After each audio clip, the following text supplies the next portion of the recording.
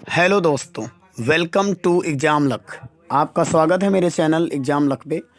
आज कक्षा 8 के लिए हिंदी मीडियम की क्लास हम मैथ की लेकर आए हैं आपके लिए, जो भौकाल सीरीज के नाम से स्टार्ट की गई है। बहुत ही महत्वपूर्ण होने वाली है दोस्तों, ठीक है। बहुत ही इंपॉर्टेंट सीरीज़ है, बहुत ही महत्वपूर्ण होने वाली है, तो आप इसे पढ़ना ना भूलें। कृपया रोज़ डेली मेरे साथ जुड़ें। और ये क्लास आपकी होने वाली है करेक्ट 8 बजे दोस्तों, करेक्ट 8 बजे होगी डेली क्लास। तो चलिए अब हम इसको स्टार्ट करते हैं। केवल संडे के दिन ये क्लास ज़्यादा बड़ी होगी, वरना ये 20 मिनट या 22 मिनट की क्लास होया करेगी, जिससे महत्वपूर्ण होने वाली है, ठीक है क्लास। तो अच्छी क्लास होने वाली है। तो हम आज आपको मैथ के बारे में बताएंगे कि मैथ एक्चुअली में होती क्या है दोस्तों। तो मैथ से आप कोई भी गणनाएं कर सकते हैं। अगर मैथ आपको आपकी स्ट्रॉन्ग है तो आपका अब दिमाग भी एक्टिव रहता है दोस्तों, और आप अच्छा फील कर पाते हैं। ये 2-3 सवाल लगाने के बाद ये सब्जेक्ट अगर फेवरेट है आपका तो बढ़िया आप फील कर पाते हैं। और अगर ये सब्जेक्ट आपका मजबूत है तो अदर सब्जेक्ट भी इसके अकॉर्डिंग अच्छे हो जाते हैं दोस्तों। यदि मैथ आपका वीक है तो इस कमज़ोरी आ जाती है, और आप आगे वाले भी सब्जेक्ट कमज़ोर कर देते हैं, आपको नहीं समझ में आता है। यदि ये आपका वीक नहीं है तो अगले सब्जेक्ट भी आपके स्ट्रांग हो जाते हैं, जैसा कि मैंने फील किया है दोस्तों, ठीक है। तो चलिए स्टार्ट करते हैं क्लास को। तो पहले क्लास में कहा गया कि आपको बता दें कि आज ये डेमो क्लास है, यानी परिमेय संख्या। परिमेय संख्या में आपसे पूछा गया है कि परिमेय संख्या क्या होती है दोस्तों। तो हम आपको बता दें कि परिमेय संख्या क्या होती हैं। जो संख्याएं P/Q के रूप में लिखी जाती हैं वो संख्याएं परिमेय संख्या होती हैं, यानी अंश बटे हर के रूप में लिखी जाती हैं वो संख्याएं परिमेय संख्या होती हैं। लेकिन हाँ, कंडीशन क्या होना चाहिए कि यदि P एक वास्तविक संख्या है और Q भी है तो Q डज नॉट इक्वल 0, यानी Q जो है वो 0 के बराबर नहीं होना चाहिए, तो वह एक परिमेय संख्या हो जाती है। जैसे कि हम कहें कि 2/3 एक परिमेय संख्या है, इसके बाद 1 भी एक परिमेय संख्या है, इसके बाद हम बात करें कि 7/2 भी एक परिमेय संख्या है। तो दोस्तों ये सब क्या है, परिमेय संख्याएं जो अंश-हर के रूप में लिखी जाती हैं और अच्छा लिखी जाती हैं। तो आपको संख्याएं के बारे में पता चल गया होगा कि परिमेय संख्या क्या होती हैं। और इन्हीं के लिए हम कुछ आगे चलते हैं, कुछ क्वेश्चन लेके आए हैं आपके लिए।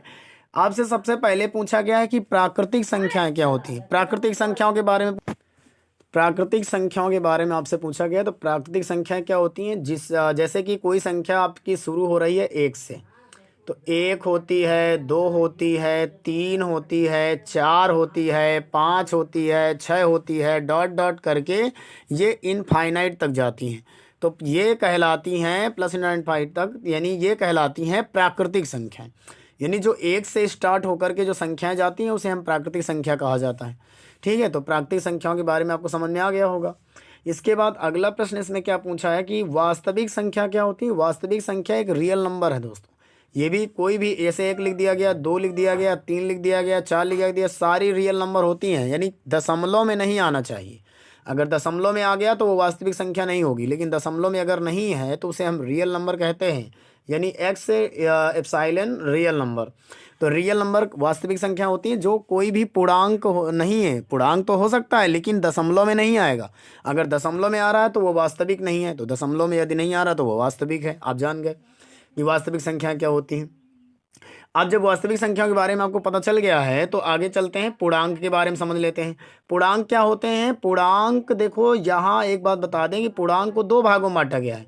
एक को कहते हैं धनात्मक पूर्णांक और एक को कहते हैं ऋणात्मक पूर्णांक। यानी धनात्मक और ऋणात्मक, इसे 2 भागों में बांटा गया दोस्तों। कितने भागों में, 2 भागों में। तो जब इसे 2 भागों में बांटा गया है तो हम इसकी बात कर लेते हैं कि धनात्मक और ऋणात्मक क्या होता है। यानी अगर यहाँ पर हम बात करें कि इधर बीच में 0 है, इधर की ओर प्लस की ओर चलेंगे, इधर की ओर प्लस की ओर चलेंगे प्लस इनफाइनाइट तक, और इधर माइनस की संख्या चलेगी माइनस इनफाइनाइट तक। तो यही पूर्णांक संख्या होती हैं कि 0 से लेकर के प्लस इनफाइनाइट तक और -1 से लेकर माइनस इनफाइनाइट तक। तो ये सारी धन पूर्णांक संख्या होती हैं इधर वाली, और इधर वाली होती है ऋण पूर्णांक संख्याएं। तो पूर्णांक 2 प्रकार की होती हैं, धनात्मक पूर्णांक और ऋणात्मक पूर्णांक। तो धनात्मक पूर्णांक और ऋणात्मक पूर्णांक के बारे में आपको समझ में आ गया होगा कि धनात्मक पूर्णांक किसे कहते हैं, जो यहाँ 0 से स्टार्ट होती है। यानी कोई भी प्राकृतिक संख्या, किसी भी प्राकृतिक संख्या में यदि 0 सम्मिलित कर लिया जाता है वो तो पूर्णांक बन जाते हैं। यदि धन की संख्या है तो धनात्मक पूर्णांक होती हैं, और यदि ऋण की हैं तो ऋणात्मक पूर्णांक होती हैं। इसके बाद अगले प्रश्न की ओर चलते हैं। अगला आपसे क्या पूछा गया है। आपसे आज का जो टॉपिक है हम भिन्न के बारे में, यानी कुछ हम थ्योरी क्लास आपसे डिस्कस किया करेंगे डेली, यानी 10-5 मिनट आपको हम थ्योरी क्लास से डिस्कस करेंगे और इसके बाद अपना एक टॉपिक लिया करेंगे डेली, ठीक है। तो एक टॉपिक लिया करेंगे। आज का जो आपका टॉपिक है वो है भिन्न का। तो देखिए भिन्न क्या होता है, भिन्न की परिभाषा क्या होती है कि जब किसी संख्या या मात्रा को, जब किसी संख्या, आप इसे नोट कर लीजिए कॉपी में, पक्का नोट कर लीजिए क्योंकि ये परिभाषा मिलने वाली नहीं है आपको। तो जब किसी संख्या या मात्रा को, जब किसी संख्या या मात्रा को कई बराबर भागों में बांटा जाए, जब किसी संख्या या मात्रा को कई बराबर भागों में बांटा जाए, तो जब किसी संख्या या मात्रा को कई बराबर भागों में बांटा जाए तो उसमें से उसके एक या अधिक भागों को भिन्न कहते हैं। एक या अधिक भागों को क्या कहते हैं? भिन्न कहते हैं, ठीक है।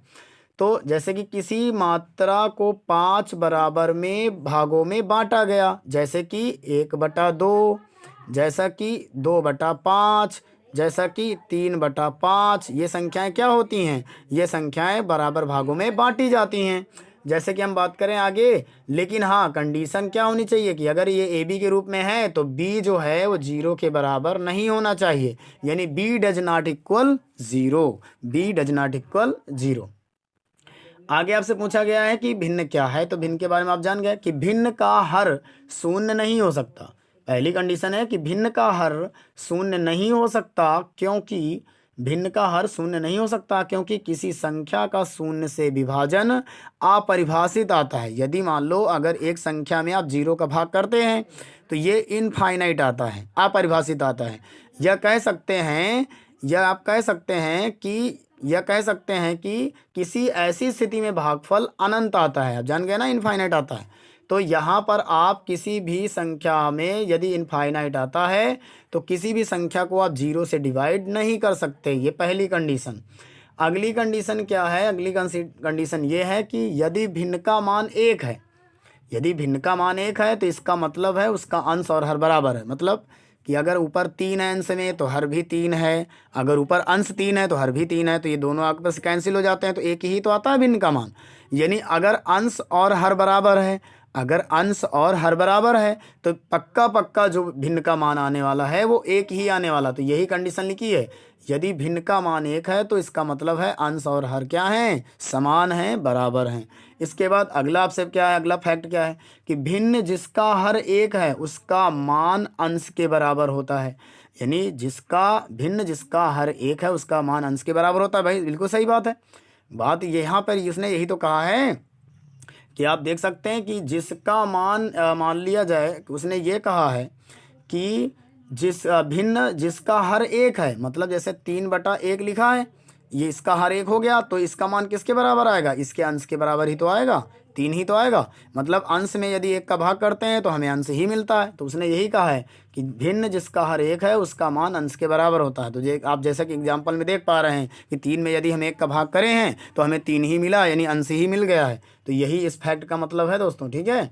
अगला फैक्ट क्या कह रहा है? अगला फैक्ट कह रहा है यदि किसी भिन्न का अंश 0 है तो भिन्न का मान भी शून्य होता है। समझ गए? अंश का मान, यहाँ पर ये शून्य नहीं होना चाहिए दोस्तों, ठीक है। ये शून्य नहीं है, हम आपसे बता दें कि ये शून्य नहीं है, यहाँ पर शून्य है। क्या है? शून्य है, ठीक है।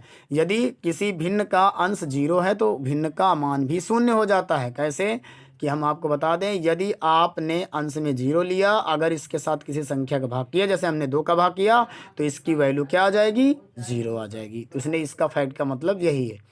अब आप भिन्नों के प्रकार के बारे में समझ लीजिए। भिन्नों के प्रकार क्या होते हैं? तो भिन्नों के प्रकार क्या होते हैं? भिन्नों के प्रकार में सबसे पहले आपको क्या पढ़ना है? भिन्नों के प्रकार में दशमलव भिन्न। दशमलव भिन्न क्या होता है, इसको भी आप कॉपी में नोट कर लीजिएगा या वीडियो को रोक करके कर लिए। विभिन्न जिनके हर, मतलब वह भिन्न, ये विभिन्न नहीं होना चाहिए, यानी वे भिन्न जिनके हर 10 के घात में होते हैं। वह भिन्न जिनके हर 10 के घात में होते हैं उन्हें दशमलव भिन्न कहते हैं, ठीक है। उन्हें क्या कहते हैं? दशमलव भिन्न कहते हैं। जैसा कि आप देख पा रहे हैं एग्जाम्पल में, यानी अगर इसको हम भाग करें 2/10 को तो ये 0.2 आएगा, और इसको करें तो ये भी कितना आएगा 0.1 आएगा। ऐसा क्यों है? क्योंकि ये 10 के नीचे क्या है, 10 की घात के रूप में है कि नहीं है भाई। 10 के घात के रूप का मतलब क्या है कि जो 1/10 होता है ये भी 10 के घात के रूप में है, 2/10 आएगा तो ये भी 10 के घात के रूप में है, 1/20 आएगा तो ये भी 10 के घात के रूप में है। ये तो सारे 10 के घात के रूप में रहते हैं दोस्तों, समझ गए। तो अगर आपको ये वीडियो अच्छी लग रही हो तो वीडियो को लाइक ज़रूर कर दीजिए दोस्तों, ठीक है। लाइक कर दीजिए वीडियो को और शेयर करिए ज़्यादा से ज़्यादा, जिससे हमारा मोटिवेशन बढ़े और हम आपको वीडियो डेली देते रहें, क्योंकि हमें इसमें कुछ पैसे नहीं मिलते लाइक करने के। अगर आप लाइक करते रहेंगे तो हमारा उत्साह बढ़ता रहेगा। अगला क्वेश्चन है, आपसे पूछा गया है कि उचित भिन्न क्या होता है। तो उचित भिन्न के बारे में आपको बता दिया जाए कि वह भिन्न जिसका अंश हर से छोटा हो, जिसका अंश हर से छोटा हो उसे हम उचित भिन्न कहते हैं। कैसे कि मतलब अगर 3/4 लिखा हुआ है तो यहाँ पर आप देख सकते हैं कि इसका जो जिसका हर जो है अंश से बड़ा होता है उसे हम क्या कहते हैं, जिसका अंश हर से छोटा होता है, ये कह दीजिए। तो यहाँ पर देख सकते हैं कि अंश 3 है, हर 4 है, तो अंश छोटा है कि नहीं छोटा है यहाँ पर हर से। तो जब अंश छोटा हो गया हर से तो इसे हम कहेंगे उचित भिन्न, ठीक है दोस्तों। क्या कहेंगे, उचित भिन्न। जैसा कि एग्जाम्पल देख पा रहे हैं कि 1/2 12/3, ये क्या कहलाएंगी, उचित भिन्न कहलाएंगी। इसके बाद अगला भिन्न आपसे क्या पूछ रहा है, अगला भिन्न है अनुचित भिन्न। तो अनुचित भिन्न के बारे में बता दे। तो अनुचित भिन्न वह भिन्न है जिसका अंश हर से बड़ा होता है, उसे हम अनुचित भिन्न कहते हैं। मतलब कैसे, जैसे आप देख रहे हैं कि जैसे ऊपर यहाँ लिखा है 13/11, तो यहाँ 13 को देख रहे हैं कि ये हर से 11 से बड़ा है। तो अगर यहाँ 13 जो है 11 से बड़ा है तो आप कह सकते हैं कि ये क्या है, कौन सा भिन्न है, ये अनुचित भिन्न है। ये वाला भी कैसा भिन्न है, अनुचित भिन्न है। तो आप समझ गए ना कि अभी आपने उचित भिन्न पढ़ा कि ये जिसका हर अंश से छोटा हो उसको हम उचित भिन्न कहते हैं, लेकिन जिसका अंश हर से बड़ा हो उसे हम अनुचित भिन्न कहते हैं। तो दोनों के बारे में समझ में आ गया। इसके बाद अगला क्या है, मिश्रित भिन्न। मिश्रित भिन्न का मतलब आप जानते हैं कि जो भिन्न ऐसे लिखे होते हैं 3 सही 4/5, जैसा कि आप एग्जाम्पल में देख सकते हैं। जैसे हम लिख दिए 5 सही 3/8, जैसे कि हम लिख दिए 6 सही 7/9। तो ये सारे भिन्न क्या कहलाएंगे, मिश्रित भिन्न कहलाएंगे दोस्तों। क्या कहें, ये सारे आपके मिश्रित भिन्न कहलाते हैं, क्योंकि ये सब आपके मिश्रित भिन्न है, ठीक है। अगर जो सही बटे में आते हैं सब मिश्रित भिन्न के रूप में आते हैं। तो इसके बाद हम अगला आपसे क्या है, यौगिक भिन्न के बारे में। ये यौगिक है दोस्तों, क्या है, यौगिक, ठीक है। तो आप समझ सकते हैं कि आप आगे अनुचित भिन्न आपने पढ़ा, उचित भिन्न पढ़ा, अब आपका नंबर है यौगिक भिन्न पढ़ने का। तो यौगिक भिन्न में आपसे क्या पूछ रहा है, यौगिक भिन्न किसी भी भिन्न का भिन्न यौगिक भिन्न कहलाता है। जैसे कि 3/5 2/7, इसको सॉल्व करें और इधर 3/5 2/7 सॉल्व करें, दोनों को सॉल्व करने के बाद ये 6/35 आए। यानी ये तीनों जो है एक जैसा मान दे तो उसे हम कहते हैं यौगिक भिन्न, ठीक है। क्या कहते हैं, यौगिक भिन्न। आप एग्जाम्पल देख सकते हैं, आपके सामने है। और जटिल भिन्न की बात करें, जब किसी भिन्न का अंश या हर दोनों ही भिन्न हो, मतलब भिन्न का अंश और हर दोनों कभी भी बराबर ना आए। यानी जो अंश जैसे 3 आ गया, ये 7 आ गया, ये कभी भी बराबर ना आए। या हम कह सकते हैं कि जैसे कि ऊपर आ गया 3/4, नीचे आ गया 8, ऊपर अंश में 3/4 है, नीचे 8 है, तो ये भी कैसा का है, भिन्न, जटिल भिन्न कहलाएगा। कैसा भिन्न कहलाएगा, जटिल भिन्न कहलाएगा। अब इसके बाद सीढ़ी नुमा भिन्न क्या होता है। तो आपने सीढ़ी नुमा भिन्न को पढ़ा होगा दोस्तों। कैसे, जैसे कि ये लिखा होता है 3 + 1/2 + 1/3। ऐसे वाले सवाल देखे हैं आपने कभी कि पहले 3 लिखा होता है, फिर प्लस 1/बटा के बाद फिर से 2/, प्लस 1/3 ऐसे लिखे होते हैं। तो ये कहलाते हैं सीढ़ी नुमा, जिसमें इसमें ये वाला सॉल्व किया जाता है, इसको सॉल्व करने के बाद इसको जोड़ दिया जाता है, फिर ये भिन्न बन जाता है, ये ऊपर चला जाता है, फिर इसमें एलसीएम लिया जाता है। तो आप जानते हैं, तो इतना बड़ा आप ना करके हम आप एक तरीका इसको बताएंगे अगले वीडियो में। पहले आप तो हम इसका टाइप बता रहे हैं, जब क्वेश्चन लेंगे तो हम सारे क्वेश्चन आपको बताएंगे तरीके से कैसे करे जाएंगे, ठीक है। तो ये आपको समझ लो निंजा टेक्निक मिलने वाली है मैथ की, समझ लेना। सारे टॉपिक क्लियर करा देंगे हम आपको। ये मान लीजिए कि आप मैथ में कभी भी घबराएंगे नहीं, कभी पीछे नहीं रह पाएंगे। इसीलिए इसका हमने भौकाल सीरीज रखा है दोस्तों, ठीक है। कौन सा सीरीज, भौकाल सीरीज, इसीलिए नाम है इसका। आप बस जुड़े रहिएगा, ये मान लो कि आपका 2 महीने में बढ़िया मैथ हो जाएगा। इसके बाद हम अगले चलते हैं। अगला क्या आपसे पूछा गया है, अगला आपसे देखो पूछा गया है समतुल्य भिन्न क्या होता है। समतुल्य भिन्न होता है कि विभिन्न जो भिन्न वो होता है जो समान अनुपातीय संख्याओं को दर्शाते हैं। अब मान लो समतुल्य भिन्न क्या है, जैसे हमने लिख दिया एक 7/2। अब इसके बाद हमने आगे लिख दिया आपका 14/28। तो अगर इसे आप काटेंगे तो 14 मतलब आप 14 दूनी 28 आएगा 1/2, लेकिन ऊपर 7 होना चाहिए। समझ गए ना, यानी 14 दूनी 28, तो ये भी 7/2 आ जाएगा। यानी आप देख सकते हैं कि ये भी अनुपात, यानी अब कुल मिला के बात ये कहने का मतलब है कि जैसे यहाँ 3/5 लिखा है, यहाँ 6/10। अगर इसको आप काटते हैं, सरल करते हैं, तो ये 3/5 के बराबर आएगा। इसको 30/50 को सॉल्व करते हैं तो ये भी 3/5 के बराबर आएगा। कुल मिला के मतलब ये है कि इसका रेशियो बराबर होना चाहिए। कोई भी भिन्न लीजिए, अगर 1/2 रेशियो आ रहा है तो अगला भिन्न जो भी लें उसका भी मान 1/2 ही आए। यानी जब रेशियो समान होता है तो उसको हम कहते हैं क्या, समतुल्य भिन्न। दोस्तों क्या कहते हैं, समतुल्य भिन्न। और आपको एग्जाम्पल में जैसा कि दिख रहा होगा 3 एग्जाम्पल आपके लिए लिखे हैं हमने। इसके बाद आगे आपसे अब प्रश्न नंबर 1 पूछ रहा है। कुछ आपको क्वेश्चन करवाएंगे आप, तो आप घबराइएगा नहीं, क्वेश्चन आपको करने हैं दोस्तों। तो पहले क्वेश्चन के बारे में आपसे पूछ रहा है कि दशमलव में बदलें। तो आप बताइए इसको दशमलव में कैसे बदला जाएगा। तो आप देख रहे हैं कि 751 लिखा हुआ है और नीचे लिखे हुए हैं 2 जीरो। अब आपको इसे दशमलव में कन्वर्ट करना है तो 2 अंक के बाद दशमलव लगा दीजिए, क्योंकि नीचे क्या लिखा हुआ है 100। तो ये आ जाएगा 7.51। ये दशमलव में कन्वर्ट हो गया। ठीक है, इसके बाद अगला सवाल क्या है। अगला सवाल आपसे क्या पूछा है, अगला सवाल पूछा है 25/200। इसका भी बदलिए। तो 25/200 को जब बदलेंगे तो आपको पता है कि 2 से पहले इसका भाग करेंगे तो ये 12.5 आ जाएगा। अब नीचे फिर से आपका 100 लिखा हुआ है क्योंकि पहले 2 से भाग किया है, तो इसको दशमलव में चेंज करेंगे 2 अंक के बाद लगेगा, यानी 0.125 आ जाएगा। 0.125 आ जाएगा। अगला आपसे क्या पूछा गया है, अगला आपसे पूछा गया है अगले के बारे में बता दीजिए। तो अगला आपसे पूछा गया है कि 732/15। तो 732/15 इसको दशमलव में कन्वर्ट करना है तो 15 से भाग कर दीजिए। तो 15 चौको 60, 4 ये आ गया। अब इसके बाद इसमें बचा कितना, 60 10 70 3 13 बचा, 132 हो गया। और 15 दहाँ में 150 होता, लेकिन उतनी बार तो जाएगा नहीं। तो 15 दूनी 30, 15 × 45, 15 × 75, 15 × 6 90, 15 × 7 105, 15 × 8 120। तो 120, 15 ने 135 होता है, तो 15 8 120, 8 बार जाएगा, फिर 12 बचेगा, फिर से 8 बार जाएगा, यानी 4.88 आ जाएगा दोस्तों। ठीक है, इसका कितना आ जाएगा, इसका आ जाएगा 4.88। तो आप इसको सॉल्व करके देख लेना। अगला सवाल दिया है 14/6। तो इसको भी आप जो है आप कमेंट में सवाल जवाब देंगे इसका दोस्तों, किस में देंगे, कमेंट में जवाब देंगे। इसके बाद अगला सवाल, इसको भी आपको दशमलव बदलना है, इसको भी आप कमेंट में जवाब देंगे। इन दोनों को सॉल्व करिए और जब वीडियो ऑफलाइन हो जाए तब उसके नीचे इन दोनों का उत्तर कमेंट करिएगा दोस्तों। ठीक है, अगला आपसे पूछा गया है भिन्न में बदलें। तो भिन्न में बदलने के लिए तरीका बता दें आपको कि दशमलव जो 52 लिखा है, अगर दशमलव हटाते हैं नीचे 2 जीरो बढ़ जाएंगे।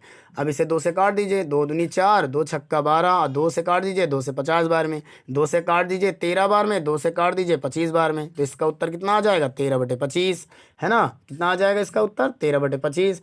तो आप बस ये काम करिएगा कि इनको ये जो लिखा हुआ है नीचे 7.30, तो इसको आप दशमलव हटा देना यहाँ से। और दशमलव हटाने के बाद आप यहाँ पर 734 लिख देना, नीचे 100 लिख देना। क्यों, क्योंकि जितने अंक के बाद ऊपर दशमलव होता है नीचे उतने ही जीरो बढ़ जाते हैं। तो इसको आप सॉल्व करिएगा और इसको भी कमेंट करिएगा। फिर इसके बाद अगला सवाल आपसे पूछा गया ये, इसको भी आप कमेंट कर लेंगे, मतलब दशमलव हटा के नीचे 3 जीरो बढ़ा लेना, क्योंकि इसमें दिया गया है 2.4042 दशमलव हटेगा, नीचे 3 अंक के बाद दशमलव था ऊपर, तो 3 जीरो नीचे बढ़ जाएंगे। इसको भी आप सरल कीजिएगा। फिर अगला सवाल दिया गया, इसको 10.140, तो 10.140 इसको भी आप करिएगा। ठीक है, तो आपके लिए सारे सवाल हैं, बहुत इंपॉर्टेंट सवाल हैं और ये भी आपके लिए है। तो इनको सब नोट करिए कॉपी में और इनको सॉल्व करिए, सॉल्व करके नीचे कमेंट में ज़रूर पिन करिएगा। और जो सबसे पहले उत्तर देगा कमेंट में, उसका हम इस वीडियो में नाम जरूर लेंगे। ठीक है, अगर जो सबसे पहले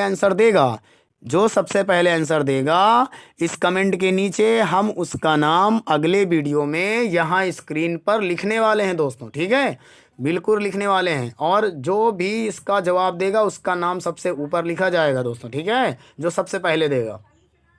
अगला इस जितने भी लोग देंगे सबका नाम लिखेंगे। ऐसा नहीं कि मान लो आपका नाम लिख दिया, दूसरा ने दिया, दूसरे नंबर पे उसका नहीं लिखा। जितने भी लोग इसका जवाब देंगे हम सबका नाम लिखेंगे बोर्ड इसकी स्क्रीन पर, ठीक है। तो जिससे आपको भी लगेगा नहीं सर जी हमारा नाम ले रहे हैं, हमको देख रहे हैं। तो अगर आप कमेंट करते हैं तो ही आपका नाम लिया जाएगा, नहीं करेंगे तो आपका नाम हम कैसे लेंगे, आपका पता ही नहीं है आप कौन है भाई, है ना। तो कमेंट करेंगे तो हम बता पाएंगे, सवालों का जवाब भी देंगे, इससे आपका भी फायदा होगा। इसके बाद हम अगले प्रश्न की ओर चलते हैं। अगला थोड़ा सा थ्योरिकल क्वेश्चन है, आप पढ़ लीजिए इसे पहले। इसमें कहा गया है कि यदि एक भिन्न के अंश को 1/4, एक भिन्न के अंश को 1/4 गुना बढ़ा दिया जाए और हर को 1/3 गुना घटा दिया जाए तो नया भिन्न का मान 33/64 है, तो मौलिक भिन्न क्या होगा, आपसे ये पूछा गया है। तो आप तो इसे पढ़, आई होप कि इसे आप पढ़ लिए होंगे, ठीक है, आप पढ़ लिए होंगे। तो आप इसका जवाब दीजिएगा, ठीक है।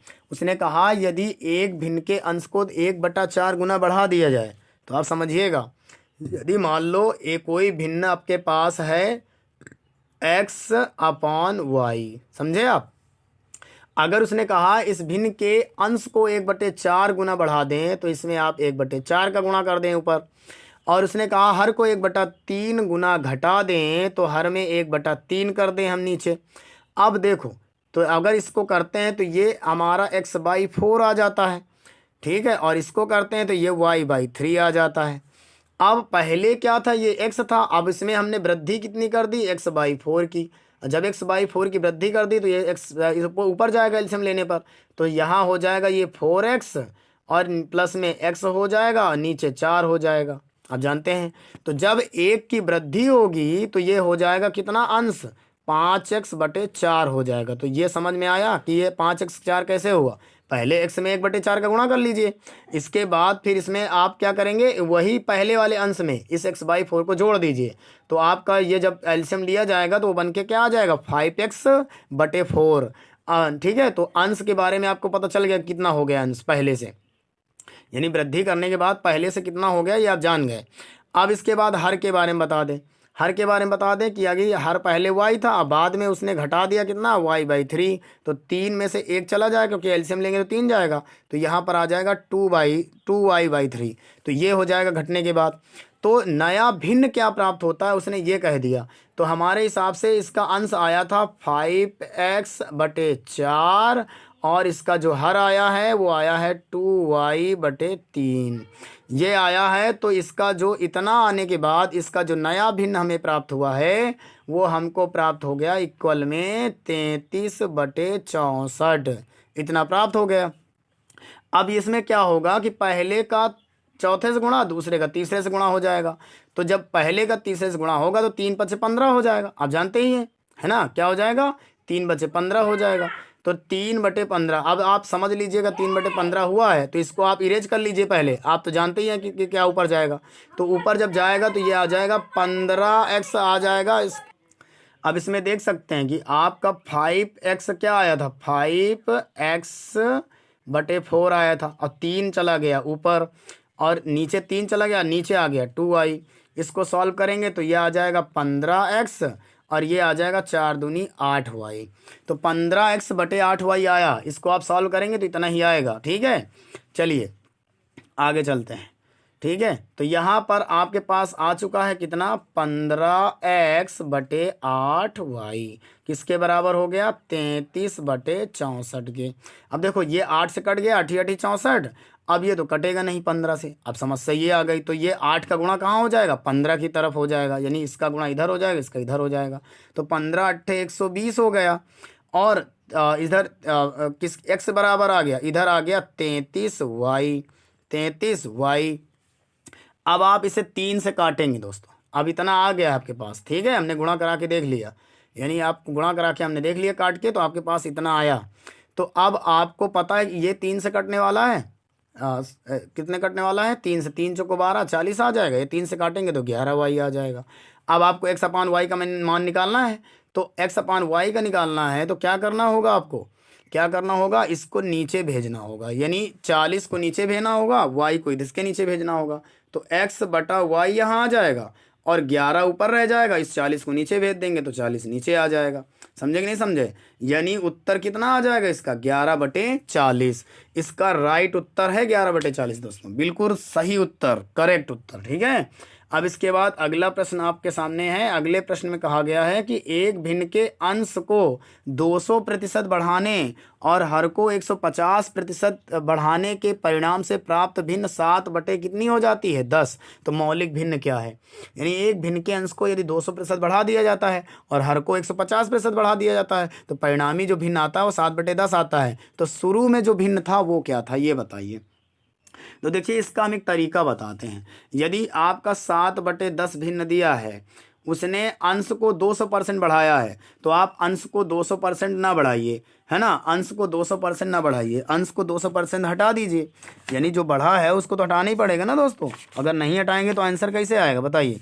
यानी बढ़ा हुआ है तो इसको आपको तो हटाना ही पड़ेगा, क्योंकि उसने कहा 200% बढ़ा दिया गया है किसको, अंश को, और हर को कितना बढ़ा दिया गया है 150%। तो बताइए पहला भिन्न क्या होगा। तो पहले भिन्न को प्राप्त करने के लिए आपको तरीका तो आजमाना ही पड़ेगा, वरना आप कर ही नहीं पाएंगे, है ना। तो आप समझिएगा कि हम क्या करें, कि पहले हम क्या करें और बाद में क्या करें। तो इसका शॉर्ट तरीका भी है और लॉन्ग तरीका भी। आप जानते ही हैं कि शॉर्ट तरीका है, और शॉर्ट तरीका के बारे में भी जानते हैं आप, है ना।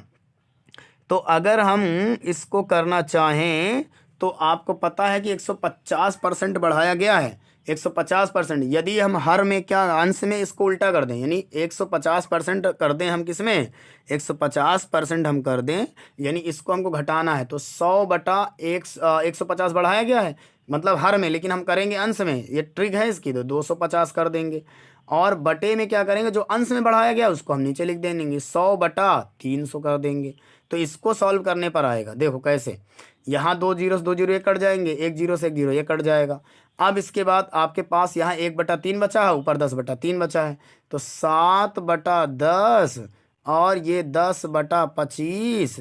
अब इसके बाद इसको ऊपर ले गए तो 3/1 आ गया। अब देखो कटेगा कि नहीं कटेगा, अब ये आपकी जिम्मेदारी। अब आपको इसको करना है दोस्तों, ठीक है, आपको इसे करना है। पता नहीं कटता है कि नहीं कटता है, अब इसको आप चेक करिएगा। कट रहा है तो ठीक है, नहीं कट रहा तो कोई बात नहीं।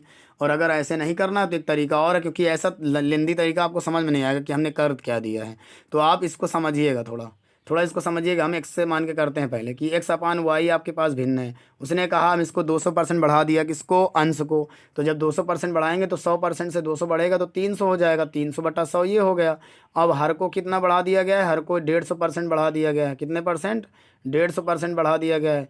तो हर को जब 150% बढ़ाया गया तो ये हो जाएगा 250/100। समझे कि नहीं समझे? तो यहाँ पर 100 से 100 तो कट जाएगा ना। तो ये आपके पास कितना आ जाएगा x/y, और ये 0 0 भी कट जाएगा, 5 छक्का 30 और 5 पचम 25, ये भी आ जाएगा। यानी 3/5 आने वाला है। लेकिन यहाँ पर ये बताइए कि 25 तो कट नहीं रहा, 250 आएगा। तो यहाँ पर 0 से 0 कट गया, 100 से 100 कट गया, 0 0 कट गया, 5 छक्का 30, 5 पचम 25, है ना। यानी आ गया कितना 6/5। सॉरी दोस्तों, 6/5 इतना आ गया काटने पर, जब आप 300 बढ़ाएंगे। ठीक है, तो आपके पास क्या आ चुका है, 6x/5y आ चुका है, 6x/5y आ चुका है। तो आप देखिएगा आगे, ठीक है। तो आपके पास आ गया 6x/5y, और बराबर किसके हो गया, 7/10 के। अब यहाँ पर देखो ये 5 से कट जाएगा, 5 दूनी 10, और ये जो 6 को है हम नीचे भेज देंगे। 6 को हम कहाँ भेज देंगे, नीचे भेज देंगे। और जब हम 6 को नीचे भेजेंगे, कौन सा 6, ये वाला 6 नीचे भेजेंगे इसके 2 के नीचे, तो ये x/y बराबर क्या आ जाएगा, 7/6 दूनी 12। यही ओरिजिनल भिन्न होगी हमारी, 7/12। यही हमारी पहले भिन्न थी जब वृद्धि नहीं हुई थी दोस्तों, ठीक है। तो इसको एक बार ट्राई करिएगा, ज़रूर आएगा ये आपको। इसके बाद हम अगले प्रश्न की ओर चलते हैं। अगला प्रश्न जो है वो आप इसे सॉल्व करेंगे अगर आप कर पाते हैं, वरना हम बता रहे हैं आपके लिए एक नीचे इसी प्रकार का प्रश्न होमवर्क में दिया गया है। तो पहले आपको क्या करना है, x/y मानना है, x/y। अब 400% उसने बढ़ा दिया है, तो ऊपर कितना हो जाएगा, 500/100। हमने कहा था ना 100 में जोड़ना है जितना बढ़ रहा है। नीचे हर को बढ़ाया है 500, तो नीचे लिखना है 600/100। समझे कि नहीं समझे? 0 0 कट गया, 0 0 कट गया। ये आ गया 5x, ठीक है। और ये आ गया कितना, ये आ गया 6y। तो इतना आ चुका है। अब ये किसके बराबर है? 10/21 के बराबर है। अब ये 3 से कट जाएगा, 3 दूनी 6, 3 सते 21, और ये कट जाएगा 5 दूनी 10। तो अब ये 2 का गुणा कहाँ हो जाएगा? इधर की ओर हो जाएगा। तो जब 2 का गुणा इधर की ओर हो जाएगा तो ये आपका कितना आ जाएगा भाई? ये वाले 2 का गुणा कहाँ हो जाएगा? इधर की ओर हो जाएगा। तो x/y कितना आ जाएगा? 2 दूनी 4/7 आ जाएगा दोस्तों, समझे? तो ये जो 4/7 आया है, ये 4/7 आपका जो आया ये बिल्कुल सही उत्तर होगा। ठीक है दोस्तों, कितना होगा? बिल्कुल सही उत्तर होगा। ये 4/7 आया है, तो 4/7 जो है आपका बिल्कुल सही उत्तर है। आप इसको लगाकर देख भी सकते हैं दोस्तों, लगाकर इसको ट्राई भी कर सकते हैं, देख भी सकते हैं। और इसी तरह का सवाल आपको हमने होमवर्क में दिया है, ये देखिए, ये हमने आपको इसी तरह का सवाल बिल्कुल होमवर्क में दिया है। आप इसे ट्राई करिएगा कि एक भिन्न के अंश को 250% बढ़ा दिया जाता है, हर को 400% बढ़ा दिया जाता है, तो भिन्न 7/19 हो जाती है। तो इसका जवाब आप कमेंट बॉक्स में देंगे, और जो इसका जवाब देगा उसको हम उसका नाम स्क्रीन पर पहले लेने वाले हैं। कुछ क्वेश्चन हमने पहले भी दिए ऊपर, तो आप इन्हें ट्राई ज़रूर करना, और एक अच्छी सी कॉपी बना लीजिए जिससे आपको हर एक सवाल बेहतरीन कंटेंट के साथ दिया जा रहा है। तो आप इनका ट्रिक आराम से नोट करिएगा, ठीक है?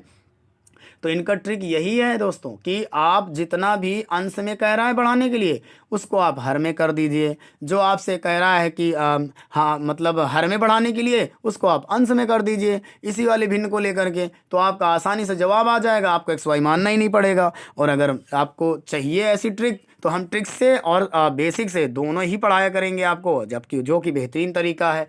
ठीक है दोस्तों, तो अगर आपको ये वीडियो अच्छी लगी हो तो वीडियो को लाइक ज़रूर करें, अपने दोस्तों के साथ शेयर करें, जिससे कि उनका भी कुछ फ़ायदा हो जाए जो इस वीडियो से चूक जा रहे हैं दोस्तों। ठीक है, तो उनको बताइए कि क्लास लीजिए, बहुत ही अच्छी क्लास चल रही है।